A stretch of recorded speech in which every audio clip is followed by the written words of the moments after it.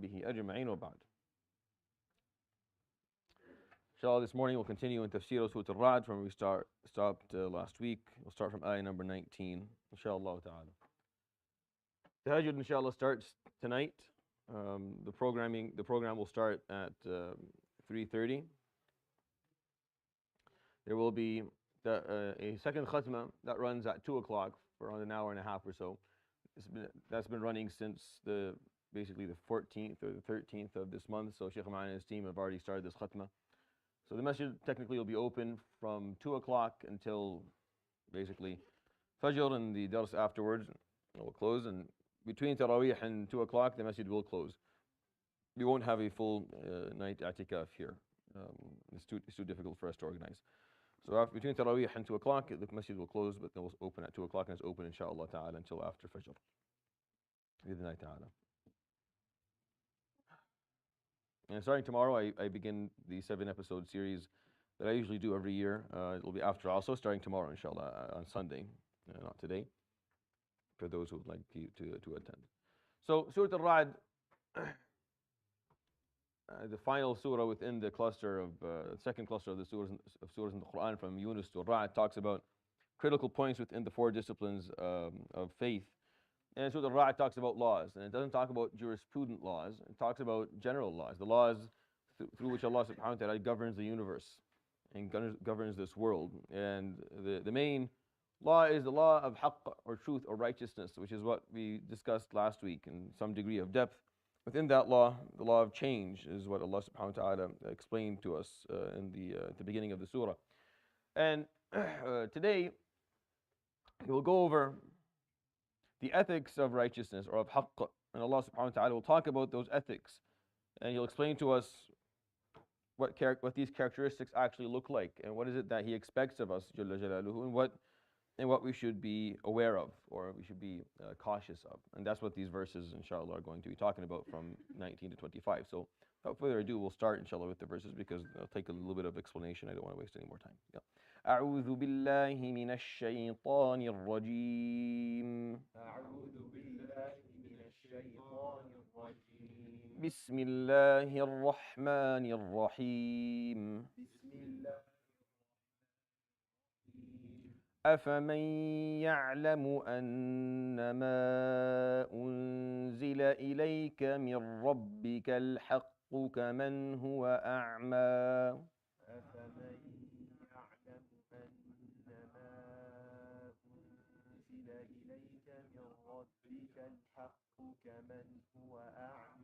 إنما يتذكر أولو الألباب.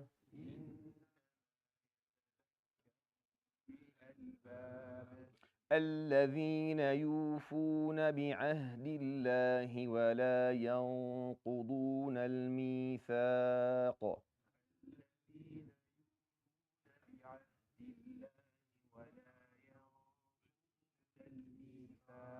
So it begins by saying, أَفَمَنْ يَعْلَمُ أَنَّمَا أُنزِلَ إِلَيْكَ مِنْ رَبِّكَ الْحَقِّ. Or is it, or who is it that knows that what was descended upon you from Allah is al-haqq? Is that person similar to the one who is blind? And that's the phrase he uses here, subhanahu wa ta'ala. مَنْ يَعْلَمُ أَنَّمَا أُنزِلَ إِلَيْكَ مِنْ رَبِّكَ الْحَقِّ. The one who knows that what was descended upon you from Allah subhanahu wa ta'ala is the truth, al-haqq, is righteousness, is what Allah subhanahu wa ta'ala actually sent. Is that person similar to the one who is blind? And Allah subhanahu wa ta'ala uses the phrase blind in the Quran a number of times. It's used all throughout the Mus'haf. Rarely does it actually refer to someone who is physically blind. Almost never. It's always referring to the one who is blind, their hearts are blind. إِنَّهَا لَا تَعْمَى الْأَبْصَارُ وَلَكِنْ تَعْمَى الْقُلُوبُ الَّتِي فِي الصُّدُورِ. It's not eyesight or eyes that go blind. It's the hearts that are inside the chest that go blind. He explains that subhanahu wa ta'ala in Surah Al-Hajj, and every time he uses the word or the term blind, that's usually what he's referring to. He's not referring to someone who can't see with their eyes. He will point it, he does use it subhanahu wa ta'ala sometimes when he's comparing it. So that's what we had last week, and when he said, جل جلاله, قل هل يستوي الأعمى والبصير. Right?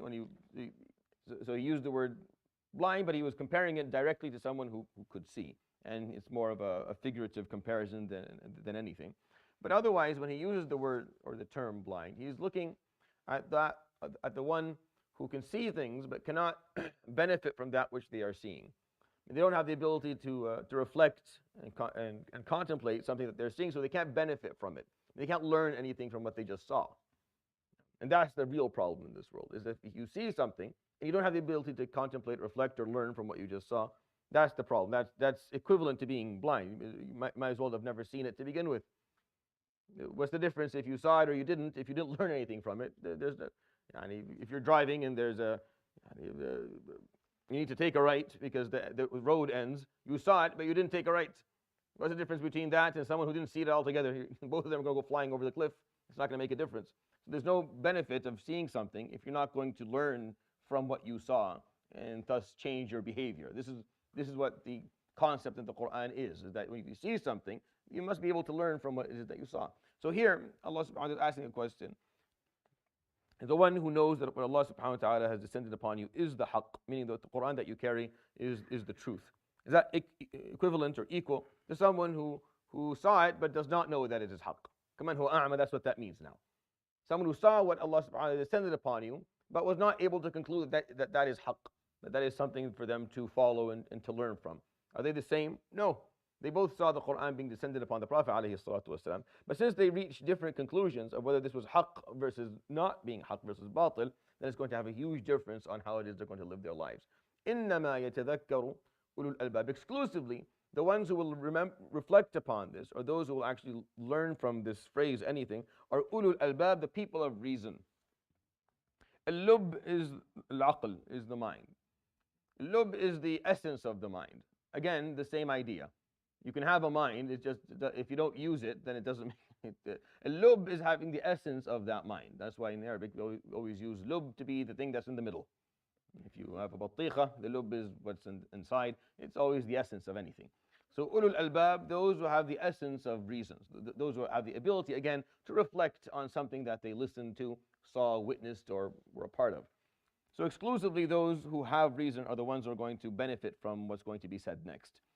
Because, and since that's the theme that he just explained, subhanahu wa ta'ala, the verses that we're going to go through today, that we recite, are going to be talking about behaviors, comparing two sets of behaviors. Behaviors result from ethics or morals, or principles that are underlying, right? The underlying principles. So if you see something and you're not able to conclude or reach different conclusions, now, if you look at something and you reach different conclusions, then you'll have different sets of behaviors that will represent those different conclusions that you came to. And this is what Allah subhanahu wa ta'ala is trying to explain to us. This is very important. That if you accept the Quran to be al-haqq, if that's what you see the Quran to be, then that will directly influence the set of behaviors that will come next. How you behave will be dictated by the fact that whether you believe this is haqq or not. It can't be the same. You can't have one person who believes this is haqq and someone who doesn't believe that this is haqq and then have the same set of behaviors. There's something wrong. One of them is something's wrong. It's not normal for there to be two conflicting sets of beliefs about something, yet the resulting behaviors are equal and the same. One of them didn't do this whole thing right. Either the one who claimed that they didn't believe in it actually do, or the opposite. The person who said, no, I believe it, didn't really believe in it. Because you have to have different sets of behaviors. That is the only point of there being different sets of beliefs in this world. That's the only point, is that the behaviors later on will change. They'll be different. If they don't change, then what is the value of believing in something, or accepting something, or acknowledging something, if it's not going to lead to any form of change of behavior? No. If it doesn't change characteristics, then how does it? What value does it carry? This concept is throughout the Quran like many, many times. The Quran is always explaining this and talking about this, and it's important because Allah subhanahu wa ta'ala is trying to say that there has to be evidence to the reality of something, to the truth of something. Whatever it is you believe or feel, that's very specific to you. It's very personal to you. Right? But there's no reality to it if we cannot see evidence of it. If it doesn't result in something that is tangible, something that can be witnessed, something that can differentiate or prove, if you can't prove that you believe in it, then who cares? So what? So you claim you believe in it. That doesn't mean anything. Is there proof? If there's no haqiqah, that's the word that the scholars use, if there's no haqiqah to your belief, then it's like as if you don't have it. And that goes for every emotion, every thought. If there's no proof to it, if there's no way to prove it, then you have a little bit of a problem. There's a bit of a dilemma yawm al-qiyamah. There's a bit of a dilemma. You come into Allah subhanahu wa ta'ala and say, no, I believed in all of it. And then, but you have to read the book. You see, if you didn't need that, there was no point of the book. Like the book becomes useless. We don't have to have books yawm al-qiyamah. There's no need for sahaif. You stand there and you state that which you believed. One of the malaika wrote down at some point in your life what it is that you claim to believe, and that should be enough. But it's not. You claim to believe that. مَا أُنزِلَ إِلَيْكَ مِنْ رَبِّكَ الْحَقِّ. You claim that what was descended upon the Prophet alayhi salatu wasalam is al-haq. That's what you claim. Yes, very good. Let's see. Open up your book and read. Let's see let's see if you can prove that. So it's a multi-step process. It's not simple. It's not just the claim itself. That's the first step. If you claim to be the opposite, if you say al-a'ma, the one who does not believe that this is haqq, that's a whole different story. That's a whole different story. Yeah. But to make it to Jannah, there's more than one step. It's not just the claim. The claim is made, but then we need proof of that claim. The proof of the claim is what we're going to be reading now. Without that, there's a word for that. There's a word for the claim with no proof to it. It's called nifaq. Like there's an actual word for it. And there's a specific category of people yawm al-qiyamah that will fall under that, and they have a specific destination.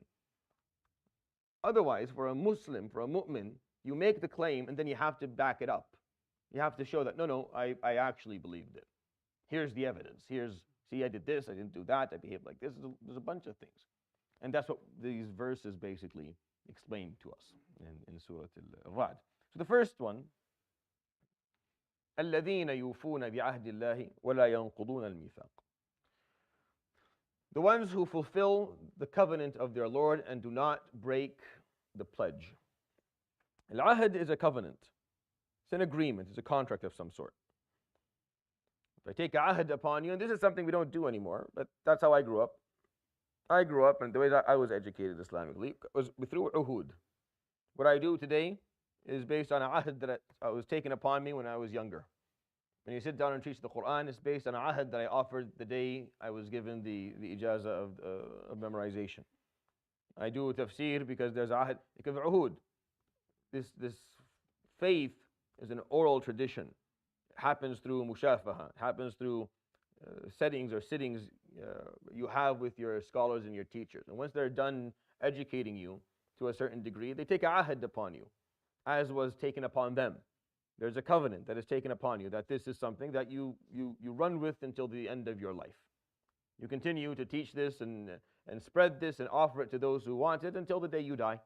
And if you don't take that pledge, then they don't offer you whatever certification or any backup, academic or intellectual or educational backup that you want. It won't be offered to you because it's not going to be handed down to someone who's not going to actually take upon themselves a covenant of continuing this legacy and carrying it throughout their lives. And al-mithaq is a pledge. So there's ahd from Allah subhanahu wa ta'ala. Allah subhanahu wa ta'ala asks you for a covenant, and then you accept through a pledge. So الَّذِينَ يُوفُونَ بِعَهْدِ اللَّهِ, those who fulfill the covenant that Allah subhanahu wa ta'ala granted them, or asked of them, وَلَا يَنْقُضُونَ الْمِيثَاقَ, and they don't break the pledge that they made. That, yes, I will do this. Of course, I will continue. When you finish the Quran, for example, when you've done the ijazah, the ahd that is taken upon you, the covenant that is taken upon you, لا ترد طالب قرآن. You never refuse someone who's asking for the Quran. And you always find something for them. If you can't offer them yourself, then you make sure that someone's going to be taking care of them from a Quranic perspective. And if you say, yes, that's a mithaq, that's a pledge. You pledge that, yes, I will do that.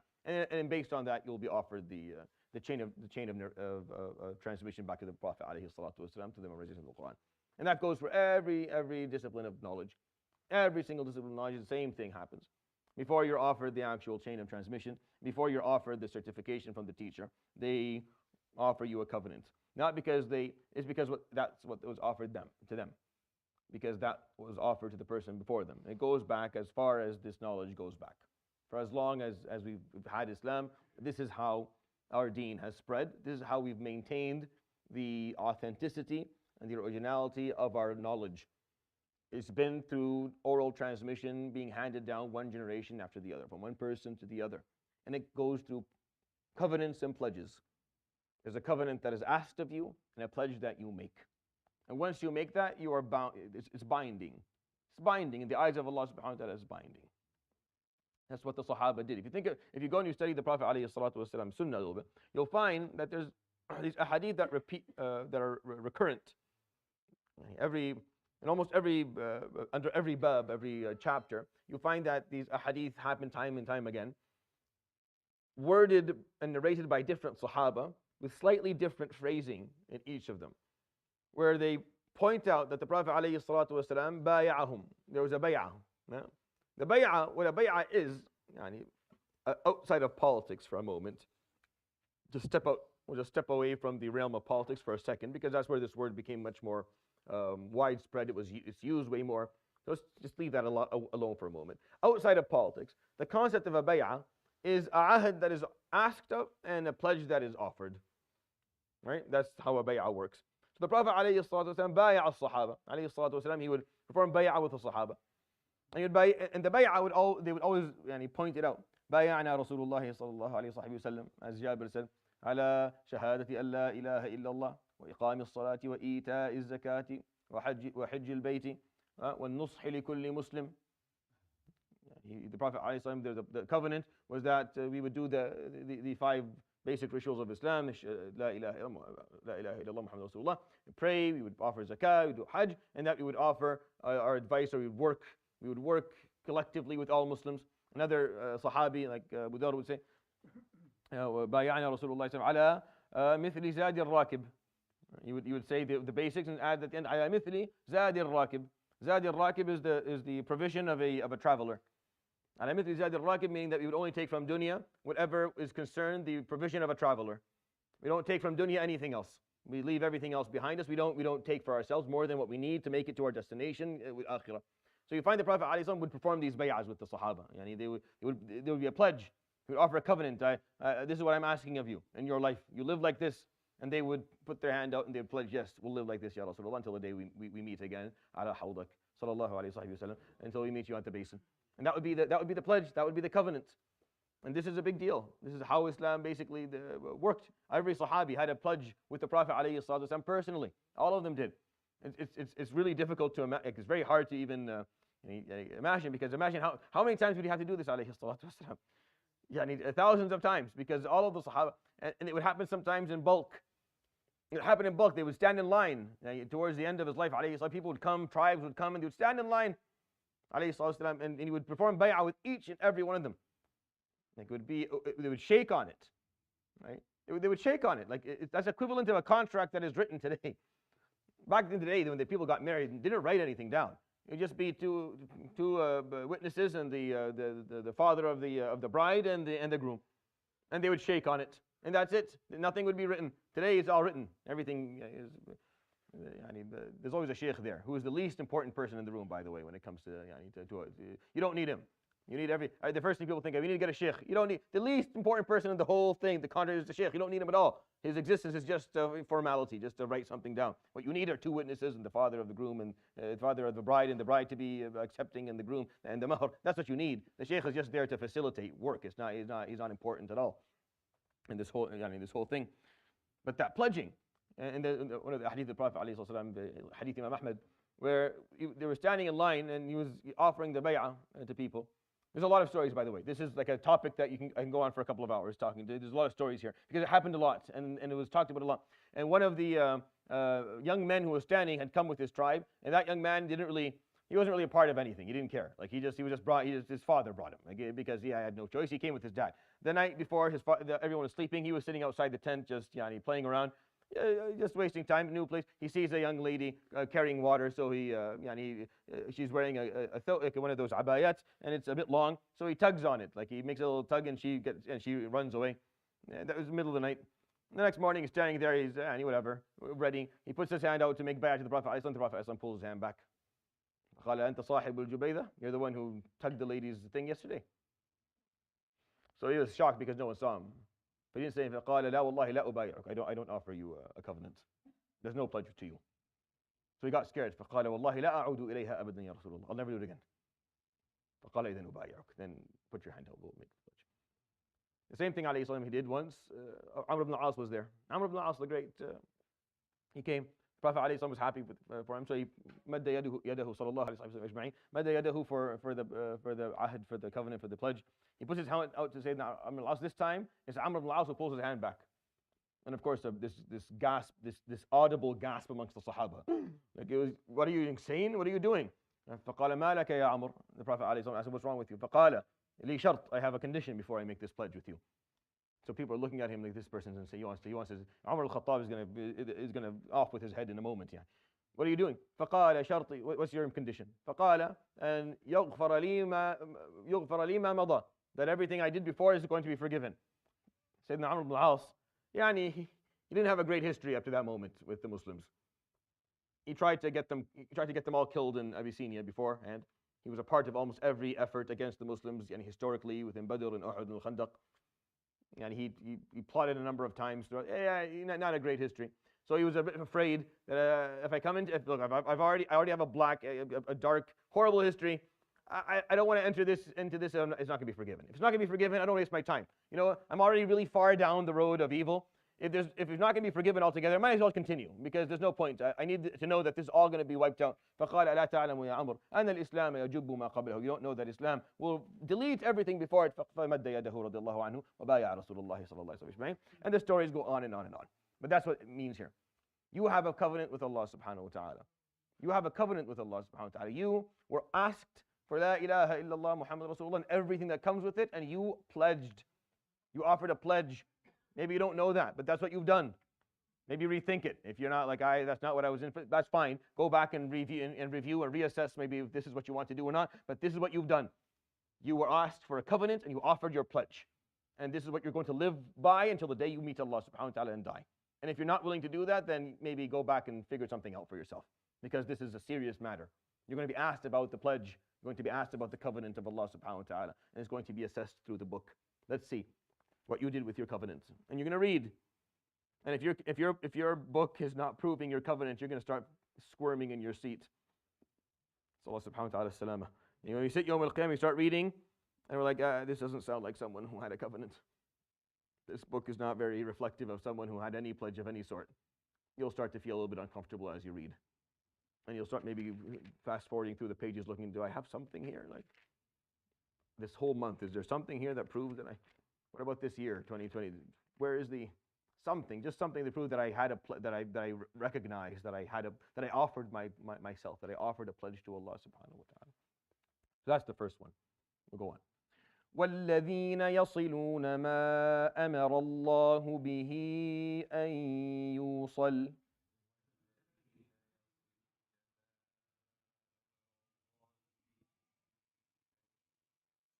وَيَخْشَوْنَ رَبَّهُمْ وَيَخَافُونَ سُوءَ الْحِسَابِ.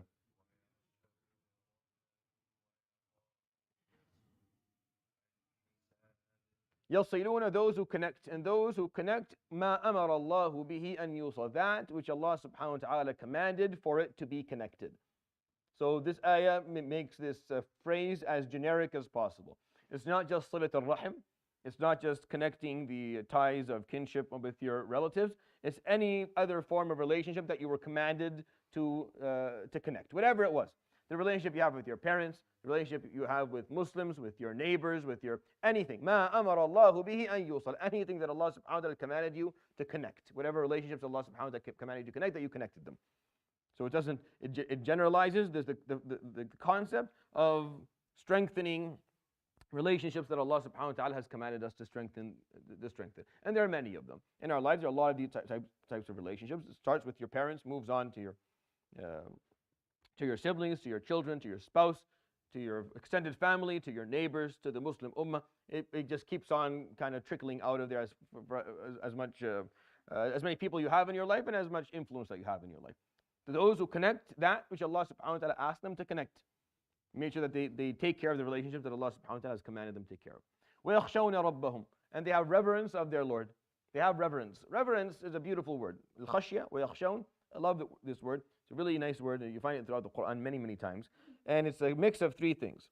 It has within it the concept of khawf, fear of just punishment. Added to that, ijlal, or ta'zeem, the magnification or exaltation of Allah subhanahu wa ta'ala, respect. You have to have ta'zeem. You have to see Allah subhanahu wa ta'ala in the eye, through the lens that is appropriate. You have to see Allah subhanahu wa ta'ala as the exalted, as a degree of magnification and respect and love and al-hubb. It's the mix of these three things. It's called khashya. That's what reverence turns into. You have to have enough fear of just punishment, and you have to have respect for Allah subhanahu wa ta'ala, and you have to have love. And you put them all together, وَيَخْشَوْنَ رَبَّهُم, those who revere their Lord. وَيَخَافُونَ سُوءَ الْحِسَابِ, and they are fearful of, su is the worst, or the worst of punishment, or the worst of judgment. وَيَخَافُونَ سُوءَ الْحِسَابِ, and they are afraid of having bad hisab يوم القيامة, of being held accountable in a way that they weren't hoping for. So you can see that these characteristics are a bit of a mix, as all of the verses that are similar to them in the Quran are. So if you go to any verse in the Quran that count characteristics, قَدْ أَفْلَحَ الْمُؤْمِنُونَ الَّذِينَ هُمْ فِي صَلَاتِهِمْ خَاشِعُونَ وَالَّذِينَ هُمْ عَنِ اللَّغْوِ مُعْرِضُونَ, or you go إِلَّا الْمُصَلِّينَ الَّذِينَ هُمْ عَلَى صَلَاتِهِمْ دَائِمُونَ. If you go to any verse in the Quran where you find characteristics being pointed out in the, about people, you'll find them always to be a mix of ethical, moral behaviors and spiritual ones. You'll find them to be a mix of both, always. You never find it differentiated or compartmentalized. It's always just mixing them together, because they're all reflective of that pledge, or they're reflective of that covenant that was made with Allah subhanahu wa ta'ala. Distinguishing these types of behaviors means that we don't see it to be a part of the same set of behaviors or ethics. We see that if we differentiate or we compartmentalize, that's what that means, is that we see these things to be separate. That your spirituality and your behaviors are not the same thing, and when they are. When you believe in La ilaha illallah, that means that you will be someone who respects their covenants. You are someone who strengthens relationships with people that you have to do that, and you have reverence and you have fear. All this happens together. It doesn't happen in sequence. Not one group happen. The problem that we have today is that Islam has been reduced to rituals. It's been reduced it's been reduced. It's no longer a holistic way of living. It's just Islam is now just the rituals. You just pray and Sum and Zakki and Hajj, and then everything else doesn't matter. Everything else, that's a whole different story. It's like it's not connected to the deen. It's like your relationships with people around you is not connected to the fact that you believe in Allah subhanahu wa ta'ala, when it is. It's a reflection, just as much as prayer is. When you pray your 5 prayers, that's reflection of Iman. The relationships you have with people, that's reflection of Iman too. They're equal, they're the same. There's no reason to say this is more than that. No, they're the same. They're exactly the same. And if you decide to compartmentalize, that means there's a problem with the way you've understood the deen altogether. We move on. وَالَّذِينَ صَبَرُوا ابْتِغَاءَ وَجْهِ رَبِّهِمْ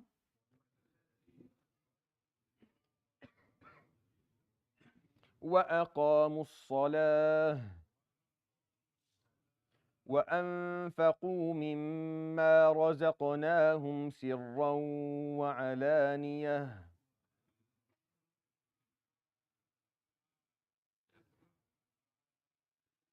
وَيَدْرَؤُونَ بِالْحَسَنَةِ السَّيِّئَةَ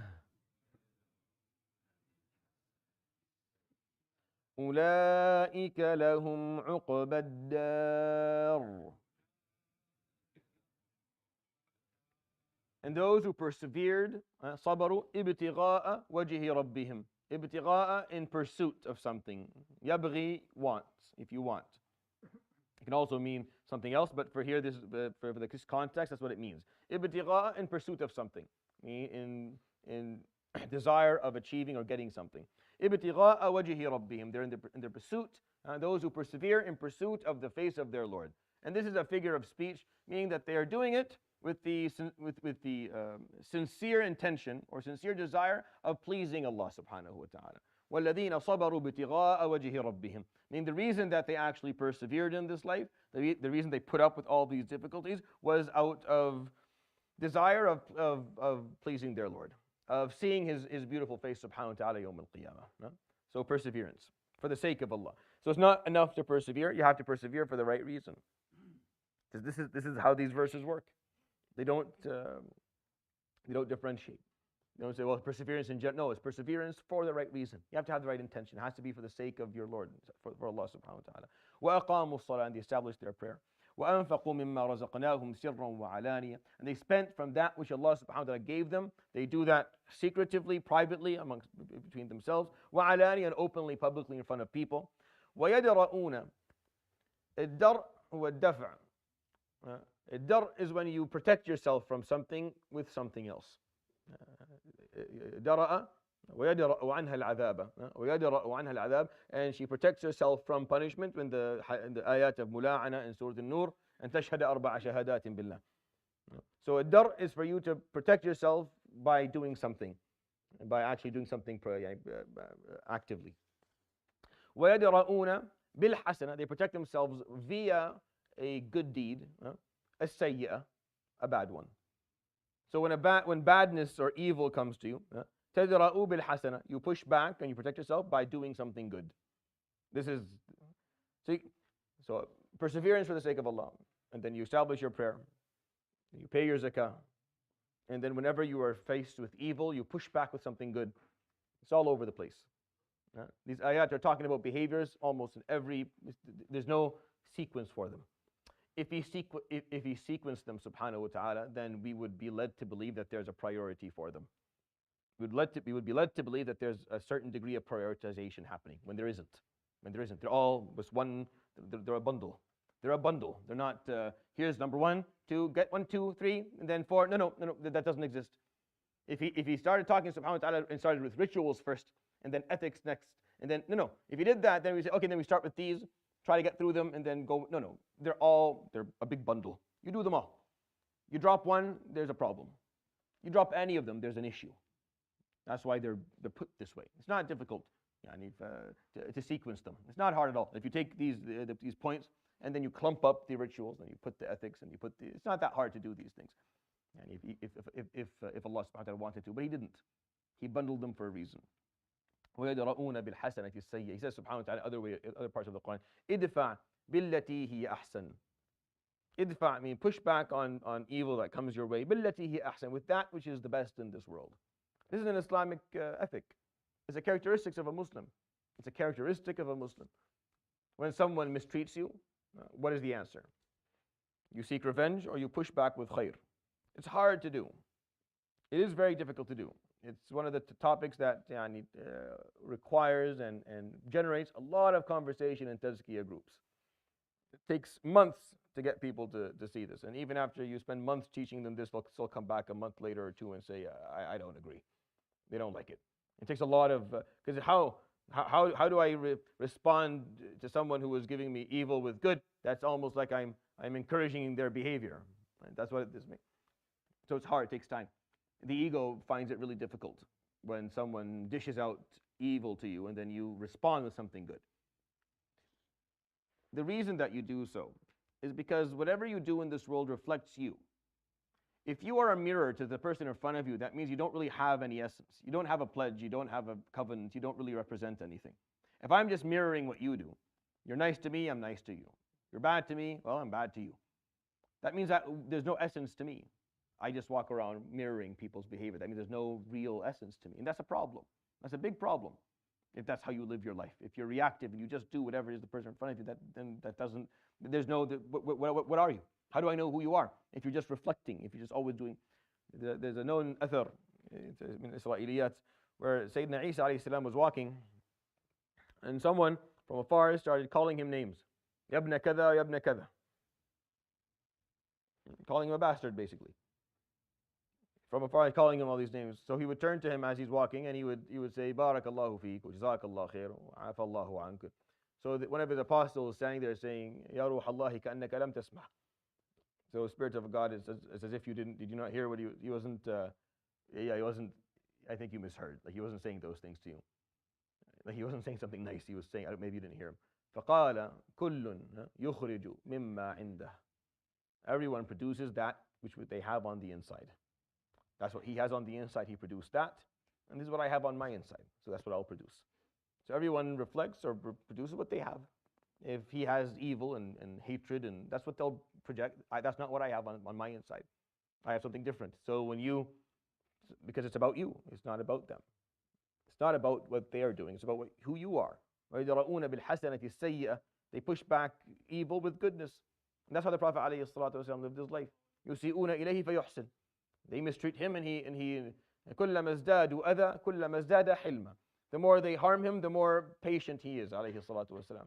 It's in the book of Al-Yahud. It's in the Torah to describe him, alayhi salatu wasalam, that the Prophet of the end of time, the more rude you are and disrespectful to him, the more patient and kind he is to you, alayhi salatu wasalam. He refuses to give anyone the remote control. They can press a button and produce a response.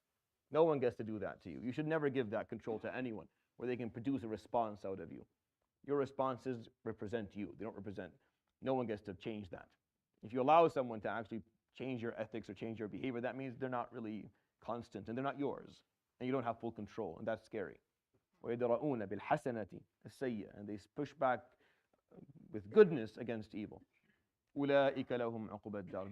Those are the ones who are going to have the ultimate dwelling. Uqba ad-dar is a linguistic complex that is too complicated for me to explain why it sounds the way it is. But it's talking about they're the ones who are at the end going to get the goodness. At the end. Al-Uqba. At the end, they'll have the place that they want to be. And that's explained in the verse right after, so we'll read that inshallah. جَنَّاتُ عَدْنٍ يَدْخُلُونَهَا وَمَنْ صَلَحَ مِنْ آبَائِهِمْ وَأَزْوَاجِهِمْ وَذُرِّيَّاتِهِمْ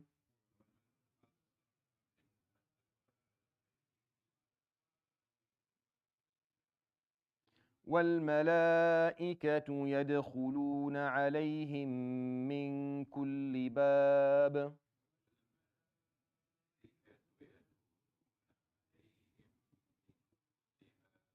سلام عليكم بما صبرتم فنعم عقبى الدار. So he says those are the ones who will have the uqba, the ending, the placement at the end, which will be Jannatu Adnin, the gardens of Eden. يدخلونها, they'll enter it. وَمَنْ صَلَحَ مِنْ آبَائِهِمْ وَأَزْوَاجِهِمْ وَذُرِّيَّاتِهِمْ. All those who had any degree of piety amongst their parents, their spouses, and their children. Meaning once you have all this and you enter, you will be able not only to enter yourself, but if you have family members who have some degree of piety, have some degree of salah, they will come with you. You will grant access to those who maybe didn't have all of these, but had enough of them to be seen as salih, as functional. Salah is functionality in Allah subhanahu wa ta'ala's eyes based on His commands. If you have some degree of functionality, then you'll follow. And that's the barakah of having someone within your family who has a high degree of piety. That's the benefit of having people of God around you, or scholars of true. Forgive me, alhamdulillah. You can listen, but I forgot that I had I actually sent this right into the floor microphone. Subhanallah. That's right. And that's the benefit, is because if they enter, they will have followed them all of those who had any degree of piety from their parents and their spouses and their children. And that's why you want to يَصِلُونَ مَا أَمَرَ اللَّهُ بِهِ أَنْ يُوصَلْ. You want to strengthen those relationships. You never know which person in your family is going to be granted that open access into Jannah. And because of them, that you get to follow into a place that maybe your deeds did not qualify for you to go. So you strengthen all the relationships because you never know which person. Sometimes we think, fulan, because of course he wears the hat and has the long beard. There must be the person that you don't know. You don't know who Allah subhanahu wa ta'ala loves more. You don't know who Allah subhanahu wa ta'ala sees as more pious. We have no idea. It's the person you expect the least. It's always the person that you never expect. It's always the one that you didn't think was going to amount to anything, that Yawm al-Qiyamah has a maqam inda Allah subhanahu wa ta'ala that we can only dream of. And you didn't probably spend enough time connecting those relationships. Now it's gone. Now you don't qualify. He's not going to see you as one of the people in his life that mattered to follow him or to follow her. Jannatu adnin yadkhuluna. They'll enter the gardens of Eden. Them and all those who are pious amongst their parents, their spouses, and their children. وَالْمَلَائِكَةِ. And the angels يدخلون عليهم من كل باب will be entering upon them from every door, meaning they will be surrounded with angels who are there at their service, who are there to greet them and there to educate them and give them the tour and show them around and make sure that they know and they feel comfortable where they are. Salamun alaykum bima sabartum. The malaika are entering from every door, saying every time they come in, Salamun alaykum, peace upon you. Bima sabartum, due to your perseverance. The fact that you had enough grit to get you here. Salamun, peace upon you due to your perseverance. فَنِعْمَ عُقْبَ الدَّارِ. This is the best ending. عُقْبَ الدَّار, the same word that he just used a moment ago. عُقْبَ الدَّار, the ending, the placement at the end. That's what it kind of means. So نِعْمَ عُقْبَ الدَّار, this is the best placement at the end. So those are the ones, the verse before, the two verses before, are the one who are going to get the placement at the end. What is the placement at the end? Jannatu Adn, the gardens of Eden. Be followed by the people who had some degree of piety in their family. The malaika enter upon them from every door. They offer them salams and they tell them this is the best placement at the end. There's no better ending placement for you. What are these ethics or characteristics that we recited? So number one, those who fulfill their covenants and don't break their pledges. That's number one. Those who connect their relationship that Allah subhanahu wa ta'ala commanded them to do so. All the different types of relationships. Yasilun, they connect all the relationships Allah subhanahu wa ta'ala commanded them to do. Those who revere their Lord, have reverence. Those who fear difficult judgments, so they watch out for their behaviors. These are all impactful beliefs. These are all things that will have effect. If you fear bad judgment, then you ask more questions before you do stuff, because you're worried about how you're going to be judged about this, right? And those who persevere for the sake of their Lord, that's why they do it. They establish their prayers. They give from everything that they have, everything Allah subhanahu wa ta'ala gives them. They give themselves, they spend, they do nafaqah. They push back against evil with goodness. These are the 7 characteristics or 8 characteristics that these verses talk about. Those people have the ending placement of the gardens of Eden. If you remove one of them, what happens? I don't know. So that's the answer. Okay? That's the answer that I have and every other reasonable scholar or Muslim speaker will have. Is that, what if I remove Yalsidun? I do everything else, not that one. I don't know. But if I do everything, just not anfaqu, I don't know. I don't know. He didn't sequence them. He didn't put any conditions to any of them. I don't know. He bundled them all together and gave them to us. So I don't know. That's why he bundled them, subhanahu wa ta'ala. So that there's no way from anyone to say, oh no, if you do this one, not that one, you make it. You do this one, but not that one, you don't make it. No one knows. It's just either you do them all or you don't. You don't do them all, Allahu a'lam. Then you meet your Lord and it's figured out then. You find out whether you qualify with one of these missing. Missing yakhshawna rabbahum, or missing sabaru ibtigha'a wajhi rabbihim, or missing anfaqu, or missing yasilun. I don't know. But this is what he's talked about subhanahu wa ta'ala as the characteristics of haqq. You believe that this is the haqq? Yeah, that's how we're going to prove it. It's through these characteristics that you'll prove it. We'll recite one more verse, inshallah, that talks about the opposite, and then we'll let you go. وَالَّذِينَ يَنقُضُونَ عَهْدَ اللَّهِ مِن بَعْدِ مِيثَاقِهِ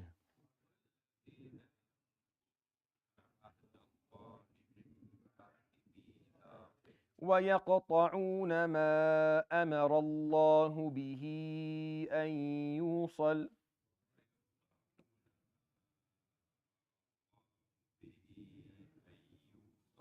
وَيُفْسِدُونَ فِي الْأَرْضِ أُولَئِكَ لَهُمُ اللَّعْنَةُ وَلَهُمْ سُوءُ الدَّارِ.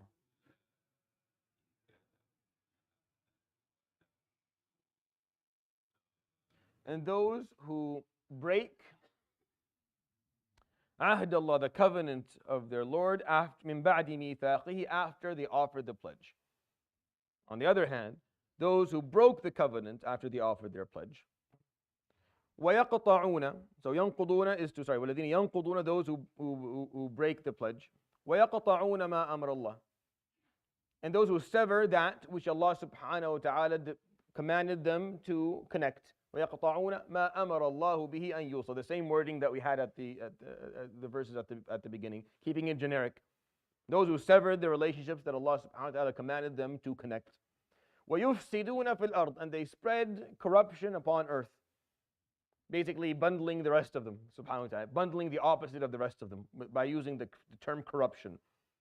Because corruption can occur personally on a personal level, and it can be something that affects the community. Most of the time, whatever corruption occurs on the inside ends up affecting everything on the outside. It's just a matter of time, and it's not always direct, sometimes indirectly. So those who break the pledges and break the covenants that they gave the pledge for, those who sever the relationships they were told to connect, and those who spread corruption, أُولَٰئِكَ لَهُمُ اللَّعْنَةُ, those are the ones who are deserving of Allah subhanahu wa ta'ala's eternal damnation. وَلَهُمْ سُوءُ الدَّارِ, and they have the worst outcome. Their final placement is the worst final placement. And He doesn't, subhanahu wa ta'ala, go into any detail. He just leaves it at that. سُوءُ الدَّارِ, the worst ending, the worst placement. So this is what He's explaining, subhanahu wa ta'ala, to us. Are the ones who know what was descended upon you to be haqq, equal to those who are blind to that, who are blind to it. Are they the same? The answer is, it's a rhetorical question. The answer is no. Exclusively the people of reason will reflect upon this and understand this. Who are these people of reason? These are the people who fulfill the covenants of Allah after they offer the pledge. The ones who connect the relationships that Allah subhanahu wa ta'ala commanded them to do so. Those who revere their Lord. Those who are afraid of difficult judgment on the Day of Judgment.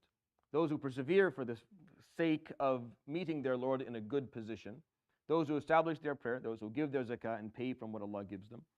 Those who push back against evil with goodness. Those are the ones. Those are the ones who will be able to differentiate. Those are the people of al-haqq. Those are the people of righteousness. Righteousness is a law, but it also has people who stand for it. And these are the people who stand for it. If you believe in the importance of the law of al-haqq that Allah subhanahu wa ta'ala is explaining in Surat Al-Raad, if you stand by the truth, if you stand by righteousness, that has to be reflected within your behaviors, and here are the behaviors that He's pointing out. And those who break the covenants, and those who sever the relationship, those who spread corruption are going to find themselves in a different place Yawm al-Qiyamah. And it's as simple as that. Islam has never been complicated. It's as simple as what He just explained, subhanahu wa ta'ala, in these verses. You believe in haqq? Yes, I do. Okay, here you go. Make sure that these are a part of your life. Because if they're not, that means your belief, there's something missing. It's not profound, it's not real, there's something that's not there. And we'll end it with that, inshallah ta'ala. We'll continue with Allah ta'ala tomorrow morning. Subhanakallah bihamdik, shadu la ilaha illa anta astaghfiruka wa atubu ilayk. Wa sallallahu wa sallam wa barak ala nabiyyina Muhammad wa ala alihi wa sahbihi ajma'in. Jazakumullah khair wa barakallahu feekum.